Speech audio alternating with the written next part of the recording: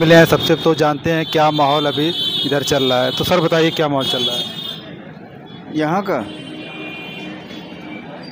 कुछ पूछिए, क्या पूछना है आप? किन मुद्दों पे वोट करेंगे आप? अब मुद्दा बेरोजगारी, महंगाई, यह कुल है, यही सब मुद्दा है। इधर का क्या माहौल चल रहा है इस बार? हाँ? इस बार यहाँ के लालगंज क्या माहौल चल रहा है? लालगंज का माहौल मिला जुला है। आप लोग किसके साथ वोट देंगे? हम लोग वही यहाँ सपा का कैंडिडेट है। सर तो बताइए, मोदी जी तो कह रहे हैं 400 पार इस बार होगा। अब भाई मोदी जी कुछ भी कह सकते हैं, वो तो झूठ साज पता नहीं क्या क्या बोल रहे हैं। तो अब उनकी बात का कौन सा जवाब दिया जाए? वो 400 पार नहीं 600 पार कह सकते हैं भाई। मोदी जी की बात का कोई वो नहीं हो। मंगलसूत्र भी बेच रहे हैं, भैंस तक बेच दे रहे हैं, पता नहीं क्या क्या भाई बोलते हैं। हाँ, इसलिए उनकी बात का कोई बहुत वजन हम लोग नहीं दे रहे हैं। सपा कार्यकाल से आप खुश हैं? किससे? सपा के कार्यकाल से। सपा के यहाँ कहाँ कार्यकाल है? यहाँ तो योगी जी का कार्यकाल है। हाँ, तब सपा अरे पहले तो ठीक है रहा। अभी मोदी जी की निजामाबाद में रैली हुई थी, तो मोदी जी के यहाँ पे निजामाबाद में रैली हुई थी, तो वो बोल रहे थे कि जो पहले आज के 10 साल पहले का जो शासन था, चाहे वो कांग्रेस का हो या फिर सपा का हो, उसमें जब भी लोग घर से बाहर निकलते थे तो राम भरोसे निकलते थे, सुरक्षा के दृष्टिकोण से वो बोलते थे। तो क्या ऐसा था? ऐसा नहीं था, वो भी अतिशयोक्त बोल रहे हैं, समझे? वो भी अतिशयोक्त है वही। मतलब थोड़ा मोड़ा फ़र्क रहा होगा, लेकिन इतना कुछ फ़र्क नहीं था कि घर से निकलना मुश्किल था, ये सब बात नहीं थी। और ये भी बताया था कि जैसे आजमगढ़ को जब भी कोई कहीं पे भी इंडिया में बम ब्लास्ट होता था या फिर कोई भी जिसे आतंकवादी घटनाएं होती थी, तो उसको आजमगढ़ के नाम से जोड़ कर रखा जाता था। ये बहुत पहले रहा होगा, समझे? लेकिन ऐसा कुछ था नहीं। हिंदू मुसलमान तो ये आके कर रहे हैं, समझे ना? माहौल ये ख़राब कर रहे हैं मोदी जी, योगी जी, मोदी जी। ये लोग जो है, हम अपने हर भाषण में हिंदू मुसलमान, मंगलसूत्र, भैंस, पता नहीं क्या क्या कहते हैं कि भाई ये छीन लेंगे, वो छीन लेंगे, वो यही सब कहते हैं भाई। इस बात में कोई दम नहीं है। और तो यहाँ साइकिल का चल रहा है, और हम समझ रहे हैं कि 2 सीट है यहाँ पर जिला आजमगढ़ में, एक सदर है, एक लालगंज है, और दोनों सीट जो है समाजवादी की निकल रही है। मोदी जी की रैली में तो कह रहे हैं कि हम लोग जीत रहे हैं, क्योंकि अगर जातिगत समीकरण भी देखा जाए तो जो SC ST और OBC बता रहे हैं उनके साथ जा रहे हैं, मुस्लिम भी उनके साथ जा रहे हैं, क्योंकि अभी रैली में मोदी जी के साथ। नहीं, ऐसी बात नहीं है। चुनाव लड़ रहे हैं, चुनाव में तो उनको कहना ही है कि हमारे साथ पला जा रहे हैं, लेकिन सच्चाई ये है कि जो संविधान का जो मैटर लेकर के दलित समाज खुद जो है गठबंधन में जा रहा है।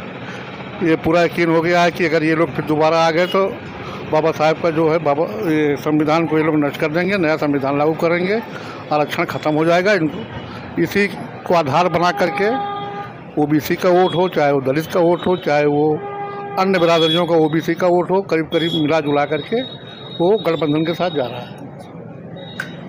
अच्छा, महंगाई बेरोजगारी क्या? महंगाई तो मुद्दा ही है, महंगाई मुद्दा है, बेरोजगारी का मुद्दा है, लेकिन BJP वाले महंगाई और मुद्दा की तो बात ही नहीं कर रहे हैं ना। वो तो बस यही हिंदू मुसलमान कर रहे हैं कि अगर 2 भैंस हो आपके पास है तो एक भैंस जो है कांग्रेस वाले मुसलमान को दे देंगे, 2 वो है, क्या नाम है, वो क्या बोलते हैं जो पहनते हैं औरतें भैया, मंगलसूत्र है तो मुसलमान को दे देंगे। बेमतलब की बात सुन के शर्म लगती है कि यार हमारे देश का प्राइम मिनिस्टर इस तरह की भाषा बोल रहा है। जो प्राइम मिनिस्टर बोलता है तो पूरा विश्व सुनता है, और शर्म आती है हम लोगों को कहते हुए, देखते हुए कि यार ये हमारे देश के प्राइम मिनिस्टर की लैंग्वेज ये है। क्या करेंगे उसके लिए? क्या जो कह रहे हैं, लेकिन ऐसा नहीं है। सारा बंधन टूट चुका है, सारे लोगों को, नौजवान एकदम बेरोजगारी के नाम पर जा रहा है गठबंधन के साथ, और जो और बिरादरियाँ हैं वो आरक्षण के नाम पर जा रही हैं। इसमें कोई झूठ बात कहने की नहीं है, और सच्चाई यही है। अच्छा, मीडिया में ये बात आ रही है कि सब लोग जिसे मान रहे हैं कि मायावती जी जो है बहन जी, वो भाजपा की बी टीम की तरह काम कर रही हैं। असल में अब हम ये नहीं कह सकते कि वो बी टीम है कि सी टीम है, हमें कहने का कोई अधिकार नहीं है। रहा सवाल ये कि बहन जी जो है, अब वो क्या उनके दिमाग में चल रहा था कि वो आखिर तक फैसला ही नहीं ले पाई कि हमको कहाँ जाना चाहिए। हमको अब वो लड़ रही हैं, अपने हिसाब से लड़ रही हैं, हालांकि नुकसान कर रही हैं, कुछ कहीं बीजेपी का भी नुकसान कर रही है, कहीं गठबंधन का भी नुकसान कर रही हैं, लेकिन अब कर रही हैं, लेकिन उनकी कोई सीट निकलने वाली नहीं है। अभी मोदी जी बनारस में आए थे तो इमोशनल हो गए थे। मोदी जी का तो हमारे ये जो है कांग्रेस पार्टी के जो नेता जी हैं हमारे, राहुल गांधी जी 5 दिन पहले ही बोल दिए थे कि बस रोने ही वाले हैं वो, और आगे रो दिए वो तो आज भी बोले हैं, कल भी बोले हैं वहाँ क्या नाम है रायबरेली वाली, कि जो कहिए हम बोलवा दें उनसे, और ठका ठक बोले। अब उसी को वो मोदी जी दोहरा रहे हैं। मोदी शिक्षा विक्षा तो कुछ है नहीं, बस जो भी बोलना चाहें बोलें। कभी कहते हैं कि मुसलमानों का हम भला चाहते हैं, कभी कहते हैं कि मुसलमान क्या नाम है देश को बर्बाद कर रहा है, यही सब कहते हैं। पता नहीं क्या क्या कहते हैं, उनकी बात पर कोई गौर नहीं करता है। मोदी जी कह रहे हैं इस बार 400 पार होगा। 400 पार तो नहीं होगा, 150 पार हो जाएगा, हो सकता है। सर आप बताइए बताओ क्या माहौल चल रहा है?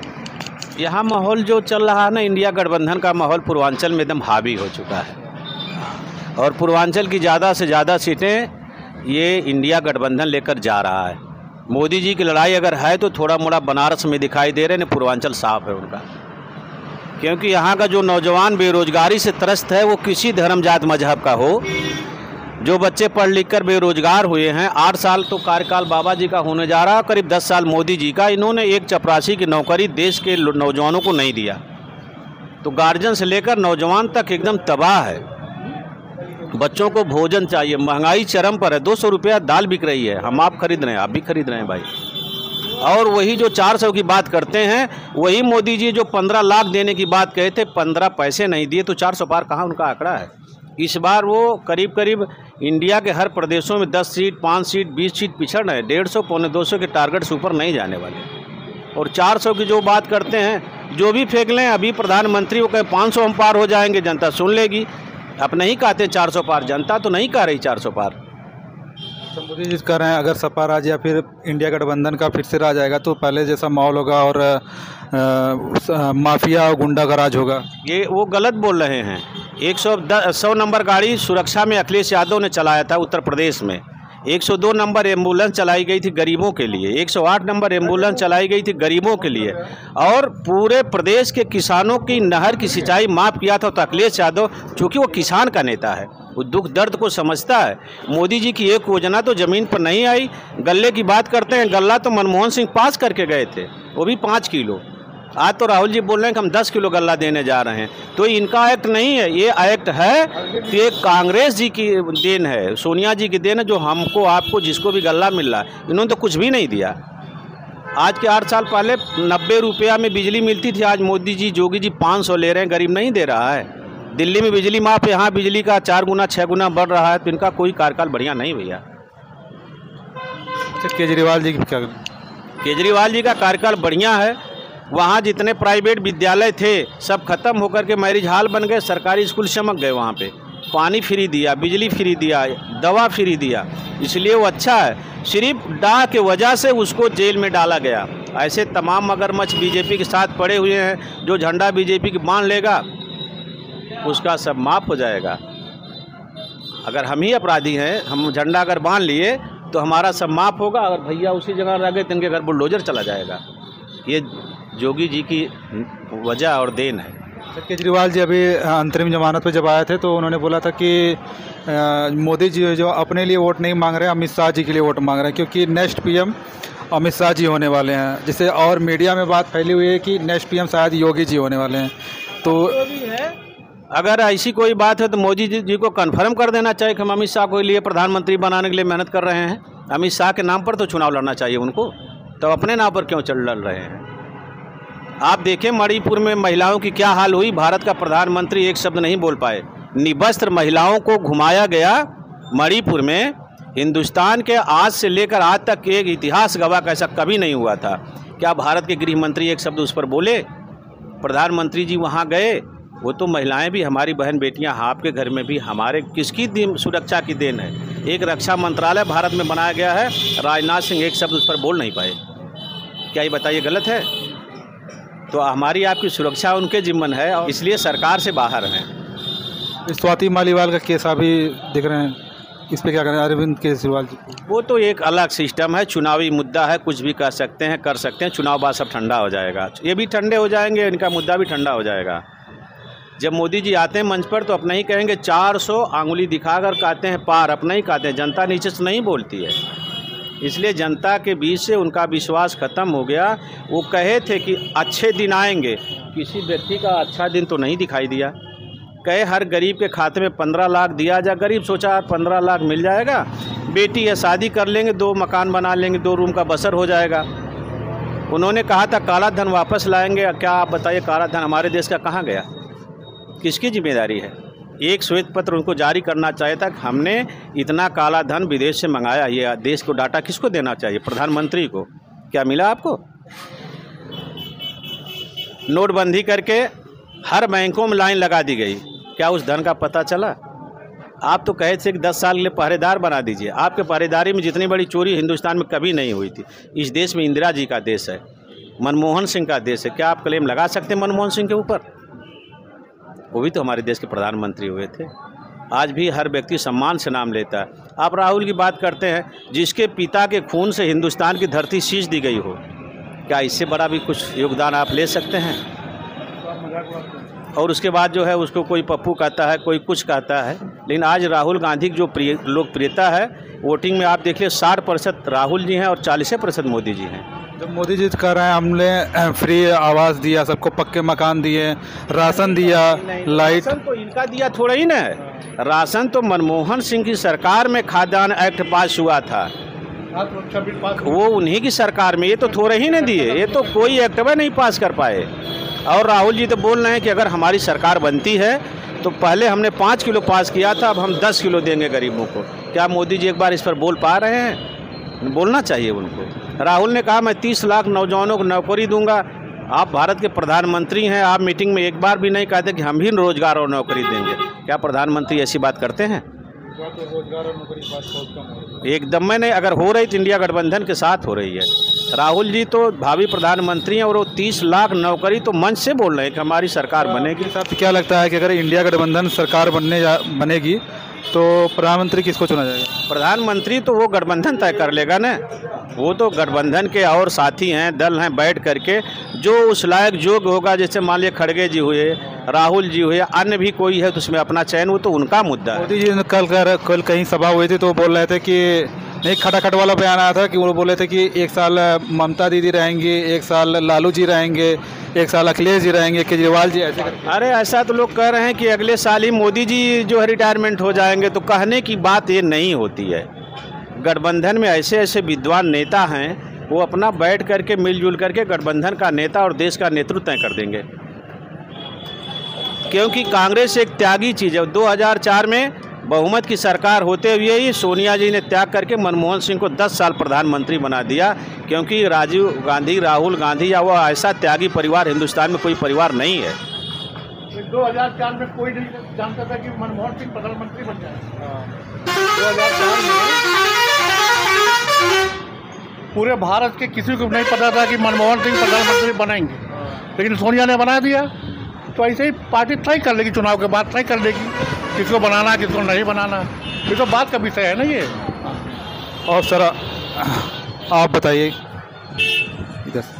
किसका माहौल चल रहा है अभी यहाँ? माहौल तो भाई इस समय किसका बताया जाए अभी कंफर्म नहीं है, लेकिन ये जानते हैं कि प्रधानमंत्री जी हमारे जो है ये सबसे कमज़ोर प्रधानमंत्री हैं। ये जो है पूंजीपतियों से पैसा लेकर के और सब जितना आरक्षण है समाप्त कर रहे हैं धीरे धीरे। संविधान में संशोधन नहीं कर रहे हैं, लेकिन प्राइवेट में सब दे देंगे तो वो सब संविधान अपने आप ऑटोमेटिक समाप्त हो जाएगा। और ये जो है कभी जो है रोजगार की बात नहीं करते, महंगाई की बात नहीं करते।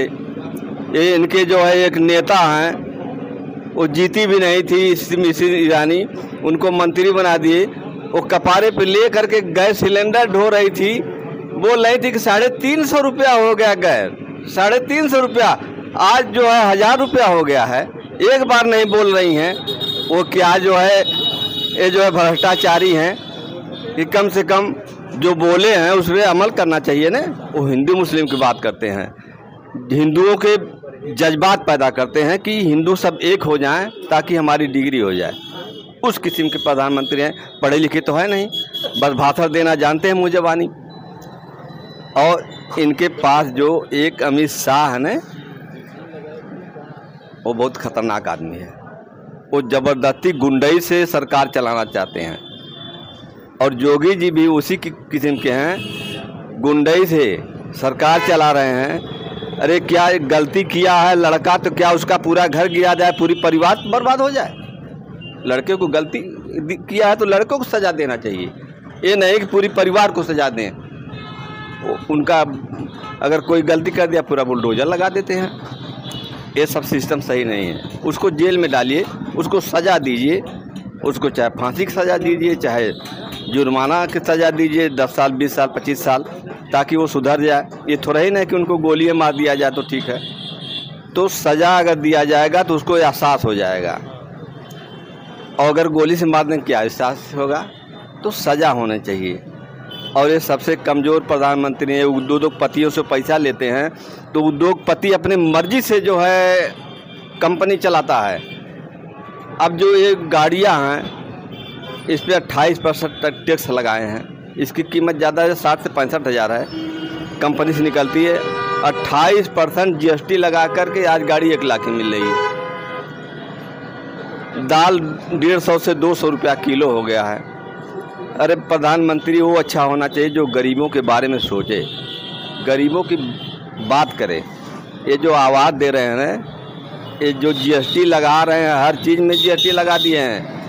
कांग्रेस ने लगाया था 10%, तो बोला कि इससे ज़्यादा लगेगा जनता तबाह हो जाएगी, और जनता तबाह हो रही है, हो गई। GST तो कांग्रेस के ज़माने में भी आने वाला था। कांग्रेस के ज़माने में लगा था लेकिन 10%, इनके ज़माने में 18 से 28% लगा हुआ है। और गरीबों की अगर सही पूछो तो मसीहा कांग्रेस ने है। ये कहते हैं कि 70 साल में कांग्रेस ने कुछ नहीं किया, बोलते हैं ना, लेकिन मैं देखा हूँ, मेरी उम्र 62 साल हो गई है, हमारे पास कच्छा नहीं थे उस समय, और आज जो है 5 जोड़ा 6 जोड़ा कपड़ा है। और ये तो अभी 10 साल से आए हैं ना। क्या रोड वो बनवाए हैं, नहर वो बनवाए हैं, बिजली वो लगवाए हैं? जब पेड़ लगता है तो छोटा रहता है, उसके बाद धीरे धीरे बढ़ता है। तो अब इनकम ज़्यादा हो रहा, बढ़ रहा, पहले पैसा कम था। तो वो निरहुआ जी कह रहे हैं कि उन्होंने काफ़ी सारे 2.5 साल में विकास कार्य किए, जैसे कि एयरपोर्ट, विश्वविद्यालय, और ये भी कह रहे हैं कि वो अपने संसदीय जैसे चाहे मतलब कि लोकसभा सदर हो, उसके अलावा लालगंज में भी सड़कें वगैरह बनवाई हैं। निरहुआ अपने घर से नहीं बनवाई है, तो योजना चल रही है जमाने से, योजना चल रही है, उसको बनना है, उसको बढ़ना है। छोटा तो होगा नहीं, बढ़ेगा। जब पैसा रोज छप रहा है, पैसा बढ़ रहा है, तो योजना बढ़ेगी। वो कोई अपने घर एक योजना बता दें मोदी कि मैंने यही योजना जो है पास कर दिया, उससे बढ़िया तो मायावती है। जो सफाई कर्मी जो गरीब थे उनको जो है एक रोजगार दे दिया अलग से, उसकी क्या बढ़िया सोच थी। बिना मायावती के कोई प्रधानमंत्री काबिल है नहीं उसके इतना। सुरक्षा बोलते हैं कि सुरक्षा पे काफ़ी जोर दिया गया है इस सरकार में, और गुंडे माफिया का साफ किया गया है। अरे गुंडे माफिया के साफ नहीं किए हैं, जिससे इनको खतरा था उनको मरवा दिए। किसी को जहाज दे के मरवा दिए, किसी को गोली दे के मरवा दिए, किसी को गोली से मरवा दिए। अच्छा ये बताइए, वो जो अतीक अहमद मारे गए हैं, सुरक्षा के बीच में मारे गए हैं, क्या सुरक्षा के बीच में भी कोई गोली मार देगा बदमाश? सुरक्षा किस काम की? क्या इनका सुरक्षा है? अगर वो सुरक्षा के बीच में मारा गया तो इनका सुरक्षा किस काम का? ये सब ढकोसलाबाजी है। ये कहते हैं मंगलसूत्र कांग्रेस आ जाएगी तो मियाइन को दे देंगे हिंदुओं का। अरे कांग्रेस अब तक नहीं थी, किसी को दिया क्या? हिंदुओं का किसी को निकाल के दिया? ये आज एक दिन पेपर में मैं देखा था, दैनिक में, ये कहते कांग्रेस आ जाएगी तो मस्जिद का ताला जो है मंदिर में लग जाएगा। राम मंदिर को मतलब बाबरी ताला लगा दिया जाएगा। मंदिर ऐसा हो सकता है कभी? ये सब हिंदुओं के जोश भर रहे हैं, सबको जोश पैदा कर रहे हैं कि सब लोग एक होकर के भाजपा को वोट दो ताकि हमारी सरकार बन जाए, हम मनमानी फिर करें। इनका ये सिद्धांत है। आज मैंने देखा है कह रहे हैं कि कांग्रेस आ जाएगी तो भगवान के ऊपर बुलडोजर चलेगा। अरे कौन इतना बड़ा पैदा है भगवान के ऊपर बुलडोजर चलाएगा? भगवान तो खुद भगवान है, सबके साथ रहे। भगवान सबका रक्षा करने वाले, भगवान के ऊपर बुलडोजर चलेगा? हैं? ये सब पागलपन है ना। आज तक मैंने कभी सुना नहीं कि किसी प्रधानमंत्री के कोई गाली दे। 75 लोग गाली देने वाले हैं, 15 लोग, 25 लोग, 35 लोग कहते हैं कि ठीक है, लेकिन जो दिमाग के गड़बड़ हैं वही कहते हैं प्रधानमंत्री ठीक है। ये बताइए प्रधानमंत्री कैसे ठीक है? हिंदू मुस्लिम में झगड़ा लगा रहे हैं, काटा मारा हो जाएगा किसी दिन, तो कैसे ठीक है? अरे ये कहो कि सब लोग भाई हो, सब लोग मिलजुल के रहो, सबका अधिकार है, सब लोग भारत के निवासी हो, सब लोग भाई हो, ये कहना चाहिए ना। बताइए कांग्रेस ने क्या नहीं दिया?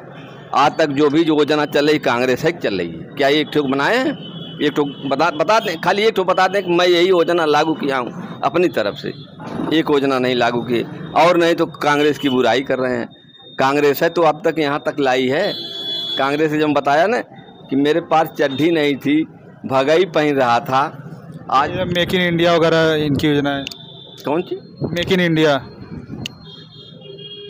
अरे देखिए बता दिया ना कि जब पेड़ लगाया जाता है छोटा सा होता है, जब धीरे धीरे बढ़ता है तो फल देता है। तो कांग्रेस ने सब पेड़ लगा दिया है, अब फल तोड़ने की बारी है, फल खाने की बारी है। तो फल ये खा रहे हैं और सबको चूतिया बना रहे हैं मोदी जी। संविधान से देश चलता है, गुंडई से नहीं चलता है। इस समय गुंडई से देश चला रहे हैं, संविधान से नहीं चला रहे हैं। संविधान है लेकिन ये लोग संविधान को मानते नहीं, अपनी गुंडई से चला रहे हैं। जो इनका मन कहता वही करते हैं। संविधान उन्हें माने इनके सामने कुछ है नहीं है। अब पता नहीं दोबारा आ जाएंगे तो संविधान रहेगा कि चला जाएगा, ये तो नहीं जानते, ये नहीं जानते। हाँ, इनके कारनामे जो है डीजल, तो यही लोग हल्ला करते थे कि डीजल 64 रुपया है, डीजल 64 रुपया है। आज 100 रुपया करीब पहुंच गया है। एक बार नहीं कोई बोल रहा है। डीजल पे सब चीज़ है। डीजल अगर डाउन हो जाए तो किसानों का फ़ायदा होगा, गाड़ी वालों का फ़ायदा होगा, किराया कम होगा तो सर सामान का कीमत कम होगा। तो मोदी जी कह रहे हैं जैसे कि विदेशों में काफ़ी नाम हुआ है मोदी जी की वजह से। विदेशों में नाम हुआ है विदेश। अरे भाई भारत इतना बड़ा है, भारत कमज़ोर नहीं है। ये जाते हैं पूरे भारत के रुपया तो घूमने में लगा दिए और दूसरे को कहते हैं कि उल्टा सीधा बोलते हैं। एयरपोर्ट बना है, अभी निरहुआ जी बोले हैं कि अगर फिर से उनकी सरकार आती है, बीजेपी की आती है या फिर उनको सांसद बनाया जाता है तो वो एयरपोर्ट जो है ना उसको इंटरनेशनल बना दें, क्योंकि यहाँ से आजमगढ़ से गल्फ़ कंट्री में रहने वाले बहुत ज़्यादा लोग हैं। तो यहाँ से सीधी फ्लाइट दिल्ली, मुंबई और दुबई के लिए होगी। इससे तो विकास ही होगा आजमगढ़ का। ये जो एयरपोर्ट बनाना है इनकी देन नहीं है, ये मुलायम सिंह ने उसका शिलान्यास किए थे। और जब बताया ना कि जब पौधा लग जाएगा तो बड़ा होगा, तो जब वहाँ एयरपोर्ट बन गया है तो धीरे धीरे अभी जो है हमारे प्रदेश में चलेगा, उसके बाद पूरे भारत में चलेगा, उसके बाद विदेश में जाएगा। ऐसा थोड़ा ना उसी जगह पड़ा रहेगा, वो बढ़ेगा नहीं क्या? उसको तो बढ़ना है। जैसे जैसे लोग को भीड़ लगती जाएगी लामे जाने के लिए तो लामे वाले को भी कर देंगे, दुबई वालों की भीड़ लगेगी दुबई कर देंगे, भारत में जाने वालों की भीड़ लगेगी भारत में कर देंगे। तो अब वो तो सिस्टम है, इनकी देन तो थोड़ा है। ये तो खाली उद्घाटन कर दी है, नींव तो कोई दूसरा डाला है ना। नींव तो डाले थे लेकिन चालू तो यही करवाए हैं। चालू से क्या होता है भाई? जब बता तो दिया, जब पेड़ लग जाता है तो बढ़ता है। ये तो खाली वाहवाही लूटने के लिए ऐसा किए, ऐसा कुछ नहीं है। अच्छा ये बताइए कि आपके हिसाब से अभी तक मतलब 14 प्रधानमंत्री जी हुए हैं, तो सबसे सफल और प्रभावशाली प्रधानमंत्री कौन रहा है? सबसे सफल तो प्रभावशाली मनमोहन सिंह के ऐसा तो कोई प्रधानमंत्री हुआ नहीं, और उसके पहले तो इंदिरा गांधी थी, राजीव गांधी भी बढ़िया थे। ये अपने मन के राजा हैं, अपने से कहते हैं ना, तो कहते हैं हम प्रधान सेवक हैं। ये तो बेकार सेवक नहीं है, जो चाहते वो करते हैं, वो ये तो गलत बात है। आप सर बताएंगे? अच्छा आप लोग एक बार बताइए कि आपके हिसाब से अभी तक 14 प्रधानमंत्री हुए हैं, सबसे प्रभावशाली प्रधानमंत्री भारत का कौन हुआ है? जवाहरलाल नेहरू। इंदिरा गांधी, जिसको आयरन लेडी की उपाधि पूरे विश्व से मिली थी, और जो देश को ऊंचाइयों पर पहुंचाने का काम किया और हमारे घर तक बैंक को पहुंचाने का काम किया, वो इंदिरा गांधी जी।